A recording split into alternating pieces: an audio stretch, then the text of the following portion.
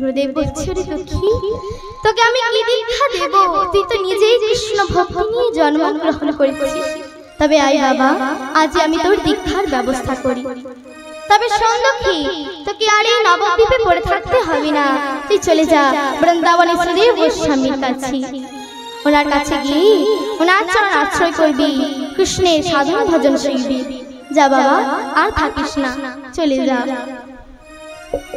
ওরে দুঃখী, শোন দুঃখী, যে নিজেকে দীক্ষা কালিয়ে কৃষ্ণের চরণে অর্পণ করে, কৃষ্ণ সর্বদা তার হয়ে যায়। ওরে দুঃখী, যে নিজেকে কৃষ্ণের চরণে অর্পণ করে, তার নামকে দুঃখী হতে পারে রে। ওরে দুঃখী, আজ থেকে তোর নাম আর দুঃখী নয়, আজ থেকে আমি তোর নাম দিলাম কৃষ্ণদাস। যা বাবা, আর এই নবদ্বীপে পড়ে থাকতে হবে না, চলে যা বৃন্দাবনে সুদেব গোস্বামীর কাছে। কিন্তু গুরুদেব, আমায় তো তোমায় ছেড়ে যেতে মন করছে না গুরুদেব। ওরে দুঃখী, তবে যে তুই সেখানে গেলে আরো অনেক বড় হবি। যা দুঃখী, আর থাকিস না, চলে যা। এই দিকে বৃন্দাবনের পথ, এই পথ দিয়ে গেলে তুই খুব তাড়াতাড়ি বৃন্দাবনে যেতে পারবি। যা বাবা, আর দেরি করিস না। তা কি করলো মা?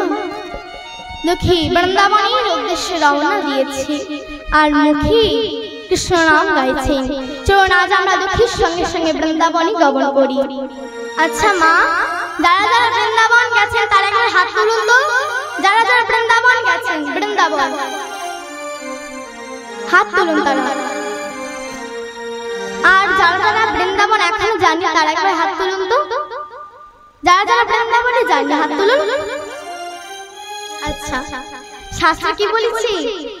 যেখানে হয় কৃষ্ণ নাম হরি নাম, সেই জায়গায় হয় মধুর বৃন্দাবন ধাম। তাই দেখি মনের আনন্দে কৃষ্ণ নাম গাইতে গাইতে চলেছি আর নাম করছি। কেমন ভাবে নাম করছে গো? চলে রে আমার মন যমুনা পুলে রে সে মধুর বৃন্দাবন। চলে রে আমার মন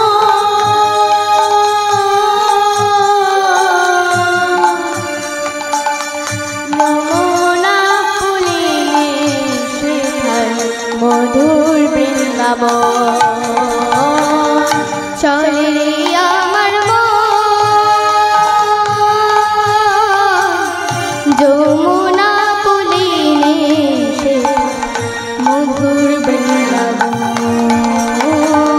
চলে রে আমার মন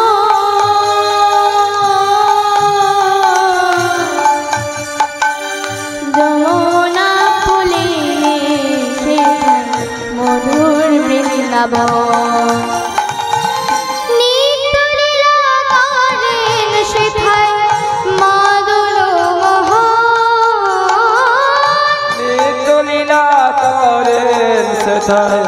মদন মোহন নিতলীলা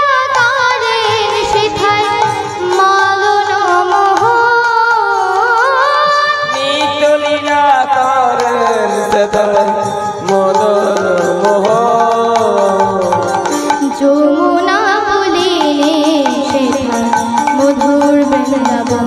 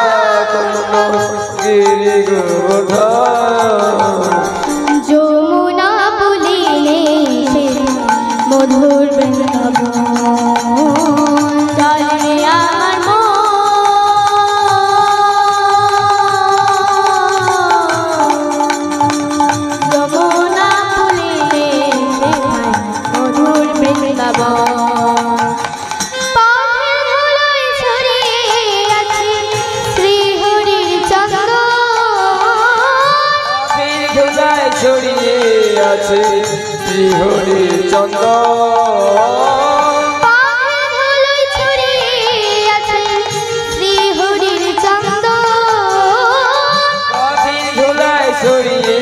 আছে শ্রীহরি চন্দ্র